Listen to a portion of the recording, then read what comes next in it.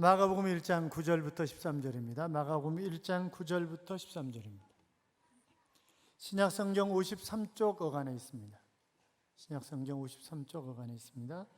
마가복음 1장 9절부터 13절입니다. 마가복음 1장 9절부터 13절까지 찾으셨으면 아멘. 교도합니다. 제가 9절 있습니다. 그때 예수께서 갈릴리 나사렛으로부터 와서 요단강에서 요한에게 세례를 받으시고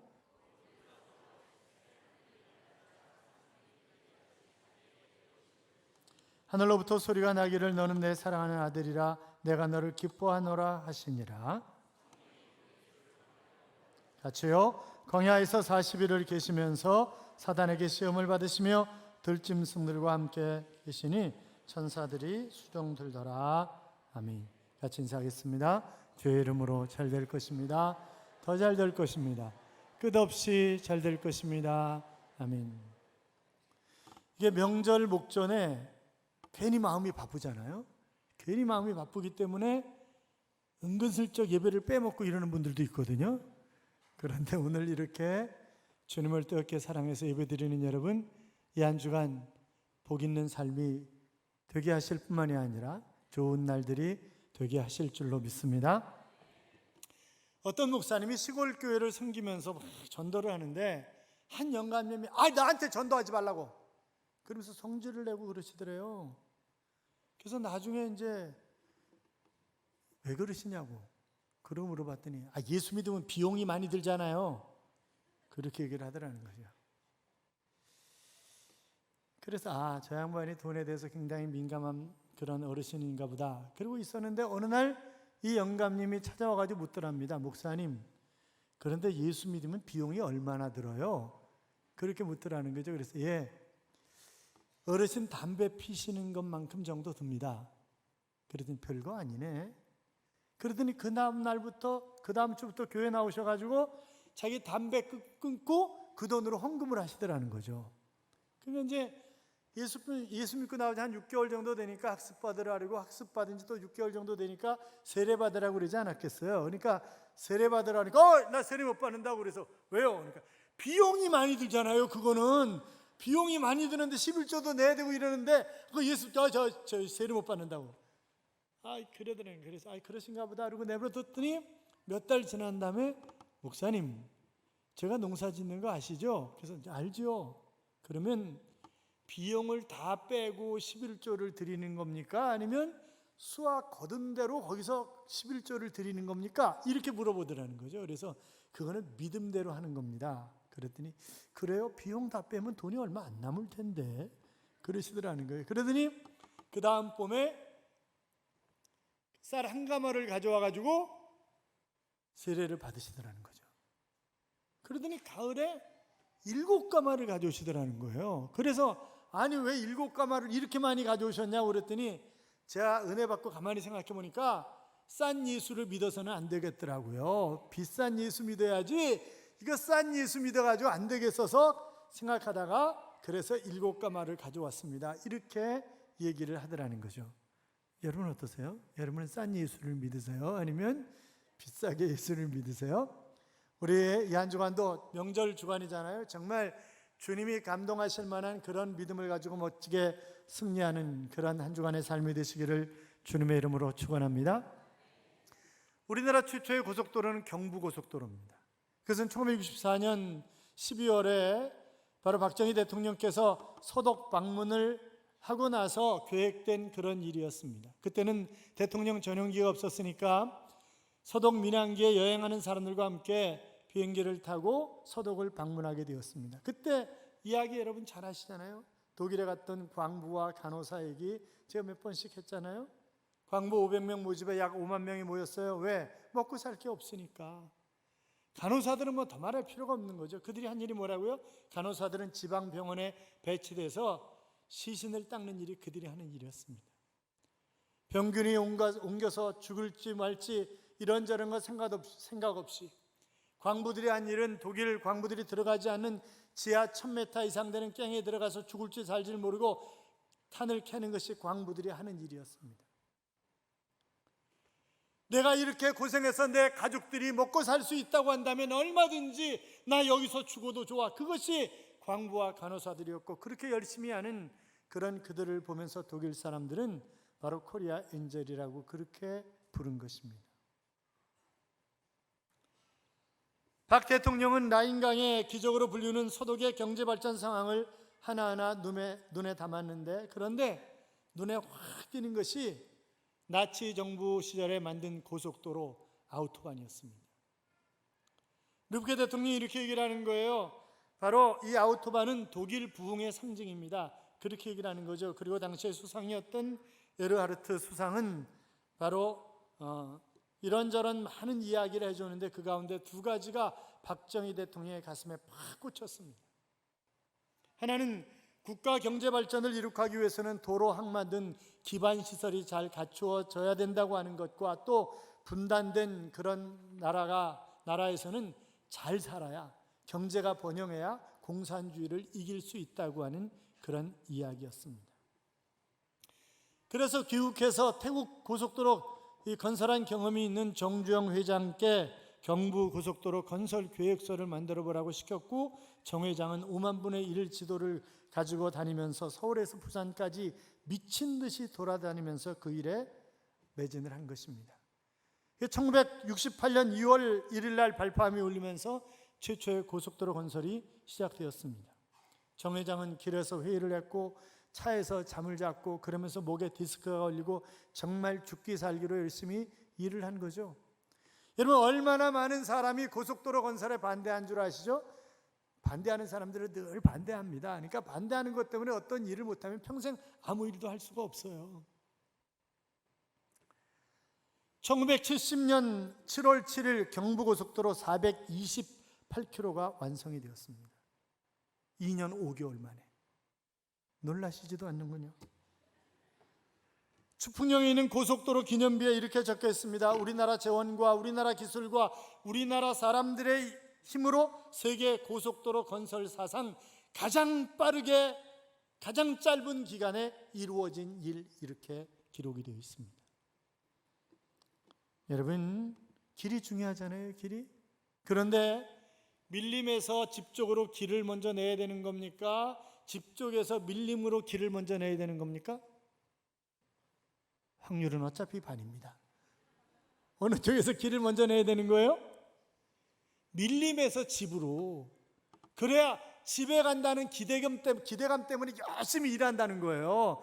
절대 집에서부터 밀림으로 하면 공사가 늦어지지 빨라지는 일이 없답니다.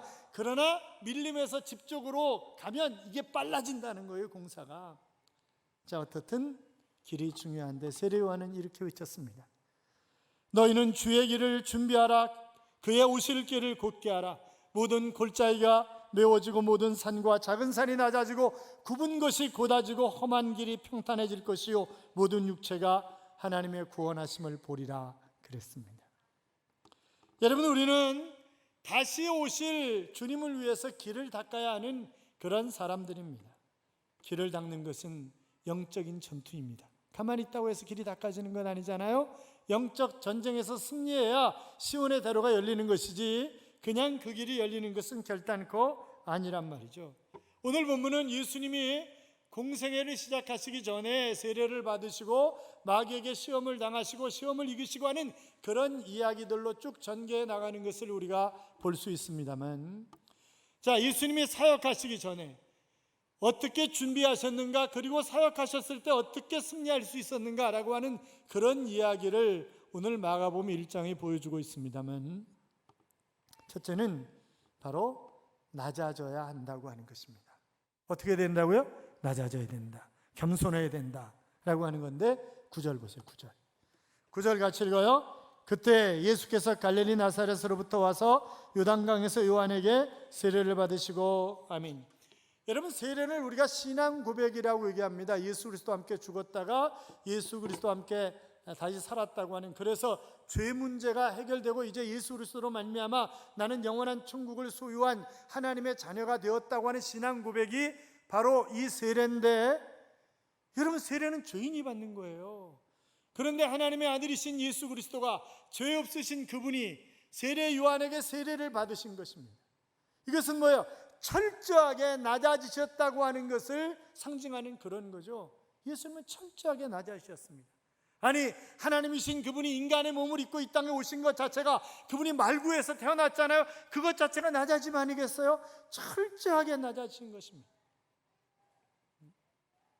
이사야 60장 22절에 보면 그 작은 자가 천을 이루겠고 그 약한 자가 강국을 이룰 것이라, 때가 되면 나 여호와가 속히 이루리라 하셨습니다. 여러분, 작아지고 낮아져야 하나님의 능력을 끄집어다 쓸 수 있는 거예요. 내가 누군데, 내가 말이야, 내가 이거 누가 제일 좋아했던 말이에요? 히틀러가 제일 좋아했던 말이에요. 내가 이러면 하나님이 절대 그 사람과 함께 하시지 않으세요. 교만은 패망의 선봉이요 넘어짐의 앞잡이니라. 겸손은 존귀의 앞잡이다. 그렇게 말씀하셨습니다. 내가 겸손할수록 하나님의 능력을 끄집어다 쓸 수 있는데, 내가 교만하면 하나님 나 안 쓰세요. 하나님 나 안 사용하세요. 그렇잖아요? 사랑하는 여러분, 기도는 누가 합니까? 겸손한 사람이 합니다. 교만하면 절대 기도할 수 없어요. 뭐 내가 다 할 수 있는데 기도 뭔 필요가 있겠어요? 그렇잖아요? 사도행전 23장에 보면 사도 바울이 공회 앞에 섰을 때 자기는 정말 꿈에도 소원이 뭐냐면 로마에 가서 복음을 전하는 것이 꿈에도 소원이었어요. 그런데 길이 막히는 거예요. 감옥에 갇히는 거예요. 그 하나님 앞에 감사하며 하나님을 찬양했을 때 하나님이 그에게 주신 약속이 뭐예요? 내가 예루살렘에서 복음을 증거했던 것처럼 로마에 가서도 증인의 삶을 살게 될 것이다 라고 하는 그런 약속을 주시는 것을 보게 됩니다. 감옥에서 인생 끝난다는 것 아니죠. 앞으로 할 일이 있다고 하는 것입니다. 그렇잖아요? 유라굴로 광풍을 만났을 때에도 하나님 뭐라고 약속하셨어요? 그가 기도했을 때 사람들의 생명은 하나도 상하지 않을 것이라, 상하는 것은 배뿐이라, 이렇게 말씀하시는 것을 우리가 볼 수 있지 않냐 이 말이죠. 여러분, 기도는 겸손한 사람이 하는 것이고, 기도하면 반드시 하나님이 응답을 주시는 줄로 믿습니다.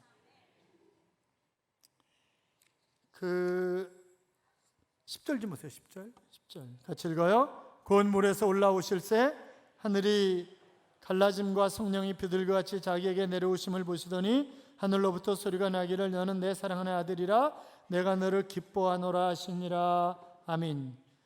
여러분 보세요. 겸손하면, 낮아지면 하늘 문이 열립니다. 그렇잖아요. 하늘. 그래서 지금 예수님이 세례를 받으실 때 놀라운 그런 일들이 세 가지가 나타나는데, 첫째는 바로 하늘이 열렸다고 하는 것입니다. 오늘 본문은 하늘이 갈라졌다 그랬고, 마태복음에서는 하늘이 열렸다 그러는데, 이 하늘은 다 복수로 되어 있습니다. 자, 그러니까 하늘들이 갈라졌다, 하늘들이 열렸다는 것인데, 여기 갈라졌다라고 하는 단어는 예수님이 십자가에 못 박혀 돌아가실 때 이 성소와 지성소 사이에 휘장이 있잖아요. 그런데 그 휘장이 위로부터 아래로 쫙 찢어졌습니다. 그 찢어졌다는 단어와 갈라졌다는 단어가 똑같은 단어입니다. 자, 그 이야기는 뭐예요? 여러분 보세요. 휘장은 뭐였어요? 휘장 안에 지성소가 있어요. 성소와 지성소를 구분합니다. 7월 10일 날 대속죄일 날 대제사장만이 1년에 한 번 지성소에 들어가는 것입니다. 그런데 휘장이 찢어짐으로 말미암아 누구든지, 히브리서가 그래서 담대히 하나님 앞에 나아갈 수 있게 되었느니라. 거기 담대히라고 하는 말은 우리식 표현으로 하면 배짱을 가지고 하나님 앞에 나가게 됐다는 거예요. 왜? 주님이 길을 열어놓으신 거예요. 그래서 여기 갈라졌다, 하늘이 열렸다 이런 표현을 다르게, 마가복음에서는 갈라졌다, 마태복음에서는 열렸다, 같은 의미예요. 그게 이제 하나님 앞에 담대히 우리가 나아갈 수 있게 되었다는 거예요. 여러분, 하나님 앞에 나가서 엎드리면, 겸손하게 엎드리면, 그렇잖아요. 아시리아가 18 만에 5천의 군대를 이끌고 이스라엘을 침공했습니다. 예루살렘만 남았어요. 다 정복을 당했습니다. 야야야, 빨리 항복해라. 이제 끝난 거야. 니네 신들이 안 도와줘. 우리 신이 지금까지 수없이 많은 부족들을 정복한 거 너희가 알잖아. 그랬을 때 히스기야가 그 편지를 들고 어디로 갑니까? 성전으로 뛰어갑니다. 왜요? 성전에는 하나님이 계십니다. 술집에는 술이 있고, 음식점에는 음식이 있는 것처럼 성전에는 누가 계세요? 하나님이. 물론 무소부재하신 하나님이시지만 내가 거기서 너를 만나리라, 이렇게 말씀하신 거잖아요. 그래서 성전의 가장 중요한 의미가 뭐라고요? 하나님이 거기 계신다. 이것이 성전의 가장 중요한 의미예요. 성전으로 편지를 들고 뛰어갑니다. 편지를 펴놓고 하나님 보세요. 하나님 이것 보세요. 하나님을 능멸합니다. 그러면서 하나님의 이름이, 하나님의 영광이 가리워지지 않도록 하나님 저들을, 그리고 하나님은 그 기도를 들으셨고 18만 5천을 그 밤에 그냥 쓸어버리시는 것을 우리가 볼 수 있잖아요. 겸손하게 엎드려 기도하면 그분은 응답하시는 하나님이십니다. 자, 어떻든 하늘이 갈라졌어요. 그렇죠, 하늘이 갈라졌죠. 뿐만이 아니라 거기 보시면 성령이 임했다 그랬어요. 그 비둘기같이 자기에게 내려오심을 보시더니 그랬습니다. 여러분, 성령이 임했다라고 하는 말은 예수 그리스도 때부터 또 이제 주님이 하늘로 승천하시면서 너희가 기다리라, 이렇게 능력이 덧입을 때까지 기다리라, 그렇게 말씀하셨죠. 성령이 오실 때까지 기다리라, 그렇게 말씀하셨습니다. 그리고 성령이 임함으로 불의 혀같이 갈라지고 방언을 하고 놀라운 역사가 일어나는 것을 볼 수 있는데, 그래서 예수님 시대부터 이제는 뭐예요? 성령 시대가 열리기 시작했다고 하는 거예요. 그래서 우리 시대는 어떤 시대라고요? 성령의 시대라고요. 율법과 비교할 수 없는 성령입니다. 여러분, 생각을 해보세요. 과거 것이 현재 게 너무 좋으면 과거 건 잊어버리는 거예요. 어떤 사람이 학교 다니면서 책에서 제주도에 있는 천지연 폭포가 그렇게 아름답다고 하는 그 책을 읽으면서 나도 돈을 벌어가지고 천지연 폭포 구경을 가야지, 그렇게 생각으로 고등학교 졸업하고 열심히 돈을 벌었어요. 그래서 제주도 여행을 가서 천지연 폭포에서 사진을 수십 장 찍었답니다. 이렇게 멋있냐? 그리고 취직해가지고 5년 10년 그럼 직장에서 나이아가라 폭포 구경을 간 거예요. 나이아가라 폭포를 구경하니까 갔다 와가지고 천지연 폭포 사진 다 찢어버렸대잖아요. 사랑하는 여러분, 율법은 우리에게 필요한 것입니다. 왜냐하면 거울이 되기 때문에, 내가 죄인이냐 아니냐라고 하는 그런 문제를 판단할 수 있는 거울이 되기 때문에 율법이 필요하지만, 그러나 율법이 우리를 구원하는 것 아니잖아요. 그렇잖아요. 성령 하나님이 우리와 함께 하심으로, 내가 예수 그리스도를 구주와 주님으로 영접하면 성령은 내 안에 들어오시는 것입니다. 그러므로 우리 안에 성령이 계십니다. 믿으십니까? 믿는 분들은 크게 한번 아멘.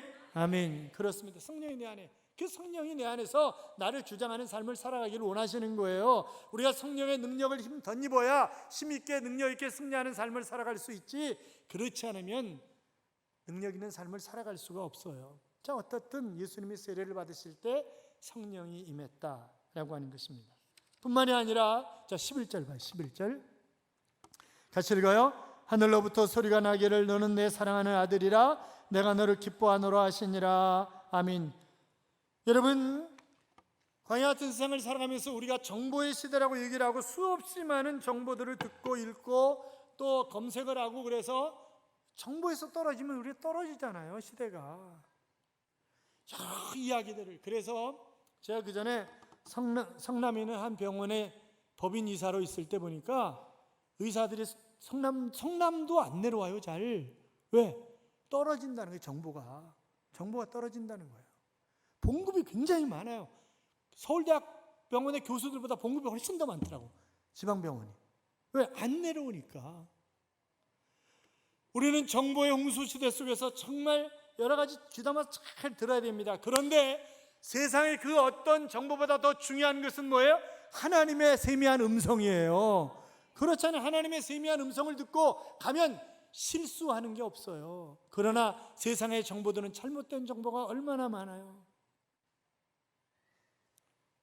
저는 조국 법무부 장관 후보자 청문회 하는 거 보면서 텔레비전 확 꺼버렸습니다. 어차피 양쪽이 다 거짓말하고 그러는 거잖아요. 다 자기 유리한 대로 다 얘기하는 거야. 온 가족을 개망신시켜가면서 하겠다는 사람이나 그걸 또 가족들을 끌어내려서 하는 사람들이나 뭐 다 똑같은 사람들이지 뭘 그래요. 그렇잖아요. 전 그래서 가끔가다 그래요. 그런 사람들을 하나님이 얘들아 올라와라 그러시면 얼마나 좋을까. 이제 그런 생각도 가끔 하게 됩니다만, 여러분, 그러니까 우리가 나라에 앞장서서 일하는 사람들을 위해서 기도를 많이 해줘야 돼요. 그렇잖아요. 어차피 뽑은 사람들이 그러면, 그러니까 결정 나기 전까지는 이거다 저거다 아니다 막 그러지만 결정이 딱 나고 나면 그 다음부터는 그를 위해서 일을 잘할 수 있도록 기도해주고 그렇게 가야 되는 거잖아요. 그렇잖아요. 문재인 대통령 누가 찍었어요? 여러분이 다 찍은 거잖아요. 그렇잖아요. 그러니까 문재인이 문제 있다 이렇게 얘기하지 말고 대통령님을 위해서 기도를 많이 하고 그래야지. 그렇잖아요. 그건 그렇게 해야 되는 거예요. 사랑하는 여러분, 세미한 하나님의 음성을 들으시기를 주님의 이름으로 축원합니다.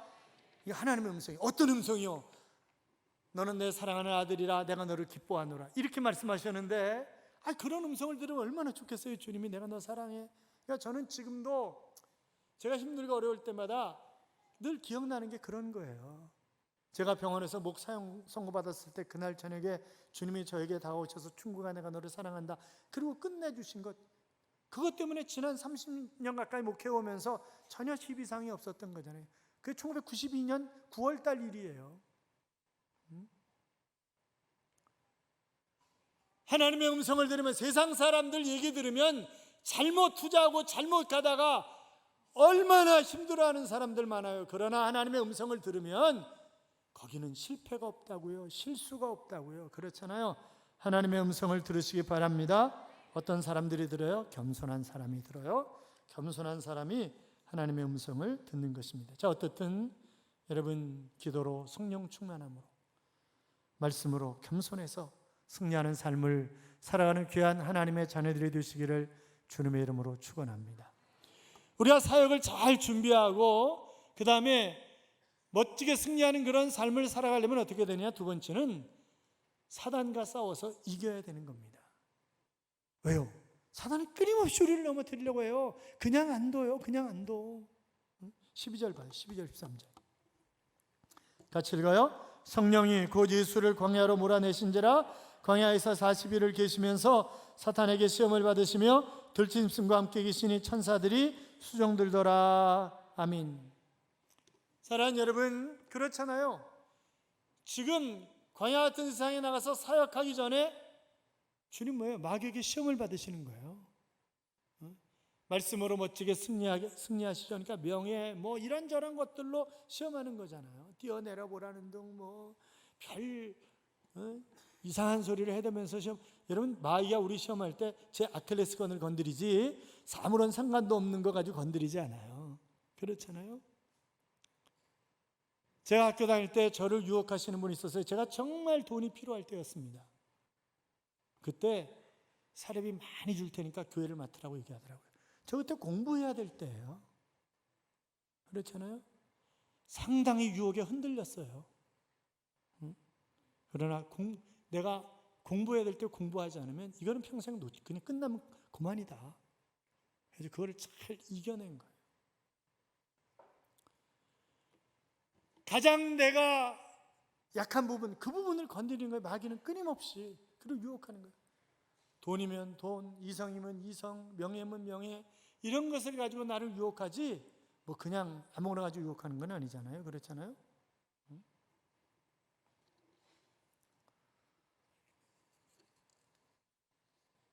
사도행전 16장에 보면 바울은 드로아에서 전도의 사명을 품었습니다. 그런데 길이 막히는 거예요. 아시아 지역에서 복음을 전하려고 하는데 성령이 막으시는 겁니다. 비두니아로 갔습니다. 그런데 또 안 되는 거예요. 그러면서 하나님은 환상을 보여주시는데 유럽에 가서 복음을 전하는 환상을 보여주셨고, 그래서 그는 유럽으로 건너가서 유럽을 복음화시키는 그런 놀라운 역사를 우리가 볼 수 있지 않냐 이 말이죠.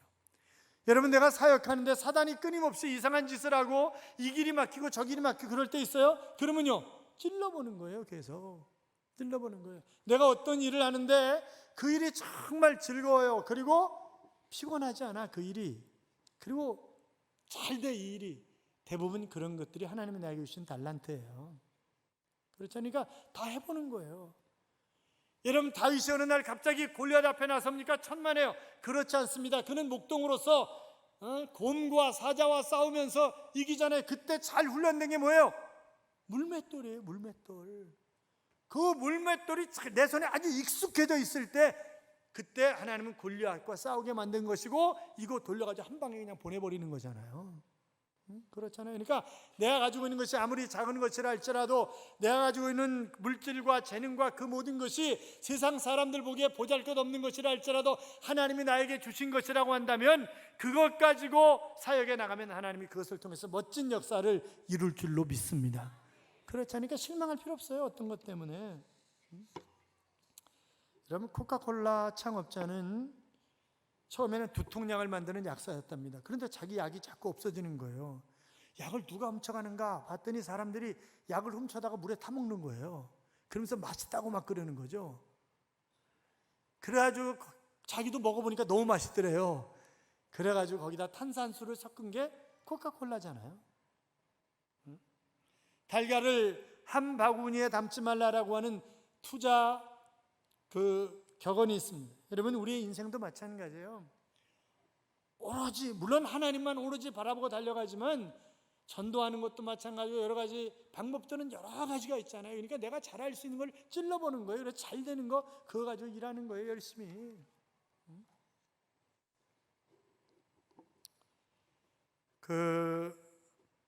일본이 2차 세계대전 후에 경제가 급성장했잖아요. 그 이유가 6.25 전쟁 때문에, 베트남 전쟁 때문에, 또 미국의 아시안 마샬 플랜 때문에 급성장했다, 그렇게 얘기를 하지만 물론 틀린 얘기는 아니겠지만, 그러나 가장 중요한 이유 중에 하나가 뭐였냐면 2차 세계대전 때 일본이 아시아를 거의 다 점령을 했잖아요.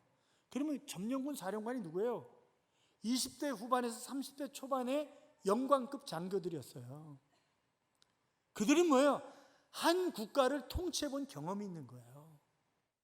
짧은 기간이었지만 그들이 국가를 어떻게 통치해야 되는가, 그들이 아주 강력한 리더십을 갖게 된 거예요. 그러면서 그들이 전쟁에 패하고 다시 돌아와서 종합 무역 상사들을 만든 거 아니에요. 그리고 일본 경제는 확 일어난 것입니다. 그러니까 작은 경험들이 우리에게 놀라운 그런 역사를 얼마든지 가져올 수 있는 거예요. 여러분, 주님을 위해서 이것도 저것도 막 해보세요. 그러면 갑자기 시온에 들어가 뻥 뚫리는 게 나타난다고요. 사랑하는 여러분, 언젠가 주님이 이 땅에 다시 오실 것입니다. 우리가 그 길을 준비해야 되는 사람들이라고 했잖아요. 그런데 주님이 처음 오실 때는 인자가 온 것은 구원을 얻게 하고 섬기고 더 구원을 얻게 하려 함이라, 그렇게 말씀하셨고 자비와 긍휼로 사람들을 대하셨지만 심판주로 오시는 주님은 그런 주님이 아니십니다. 기름을 준비하지 못한 5 처녀에게 뭐라 그랬어요? 그들을 아예 못 들어오게 만드셨어요. 나는 너희를 도무지 알지 못하노라, 이렇게 말씀하셨습니다. 마지막 날 심판주로 오시는 주님은 심판하기 위해서 오시는 것이지 다른 어떤 걸 하기 위해서 오시는 게 아니에요. 그땐 끝났어요. 예수 믿고 제가 그때 주님을 위해서 해볼게. 아니, 끝났다니까. 너 몰라, 이렇게 얘기하시는데 끝났다고. 그때는 다 끝난 거예요. 그러니까 이 땅에 있는 동안 내가 주어진 삶의 현장 속에서 주님을 위해서 최선을 다해서 열심히 일을 해야 하는 것입니다. 나를 통해서 어떤 역사가 일어날지 아무도 모르는 거예요. 여러분 한 사람 때문에 바로 수십만, 수억이, 수십억이 먹고 사는 그런 놀라운 역사가 얼마든지 일어날 수 있는 거잖아요. 그렇잖아요. 우리는 앉아서 얻어먹는 사람이 아니라 나누어주는 그런 사람이 되어야 되는 것 아니겠어요? 그렇잖아요. 인도네시아 인구가 2억 약 5천만 정도 되는데 그 가운데 9% 정도가 예수를 믿습니다. 여러분, 이슬람 국가에서 9%가 예수 믿는다는 것은 2천만이에요. 2천만, 9%가 엄청난 숫자가 이슬람 국가에서 예수를 믿는 겁니다. 여러 가지 이유가 있지만 수라바에라는 곳에 아브라함 알렉스 목사님이라고 하는 분이 있습니다. 그 교회 교인들이 약 2만 5천 명 정도 됩니다. 근데 이분 아들이 태어났는데 뇌성마비 아들이 태어난 거예요. 그러니까 이슬람교 사람들이 놀리는 거죠. 야, 너희가 믿는 신이 살아있다면 어떻게 목사 아들이 뇌성마비 아들을 낳냐? 목사가 뇌성마비 아들을, 이게 말이 되냐? 도대체 니네 신은 죽은 거야. 이러고 막 조롱을 하는 거죠. 이 목사님이 아이를 붙잡고 기도합니다. 하나님, 이 아이 때문에 하나님의 영광이 가리워지면, 이 아이 때문에 하나님의 능력을 받으면, 그러면서 막 울면서 기도하는 거죠. 4달쯤 기도했는데 아이가 정상으로 돌아온 것입니다. 기분이 별로 또 안 좋으시네. 할렐루야. 하나님 놀랍게 역사하시는 하나님이에요. 내가 기도하는 것 가지고, 내가 복음을 전하는 것 가지고, 내가 주를 위해서 일하는 것 가지고 놀라운 역사를 이루시는 그 하나님이시기 때문에 내가 낮아지고 겸손하고, 마귀가 끊임없이 나를 흔들지만 그러나 성령으로, 말씀으로 기도로 싸워서 멋지게 승리할 때 내가 하나님이 나에게 맡겨주신 사역을 아름답게 감당하면서 하나님 앞에 이익을 남기는 자로 서게 될 줄로 믿습니다. 그날 우리는 이렇게 찬양할 것입니다. 여호와는 광대하시도다. 그 거룩한 하나님 성에서 찬양할지어다. 주 승리 우리에게 주셨도다. 모든 원수 물리치셨네. 엎드려 절하세. 다 주의 크신 이름 높이며 우리에게 행하신 위대한 일 감사하세. 오 주의 신실하신 그 사랑 온 땅과 하늘 위에 계셔 홀로 영원하신 이름이라고 하는 그런 찬양입니다. 사랑하는 여러분, 그렇습니다. 하나님은 광대하신 하나님이십니다. 그분은 크신 하나님이십니다. 내가 기도하면, 내가 상상할 수 없는, 내가 주님을 위해서 일하면 내가 정말 꿈에도 그리지 못했던 그런 일들을 놀랍게 이루게 하실 것입니다. 그 하나님을 기대하시면서 우리 함께 찬양합니다.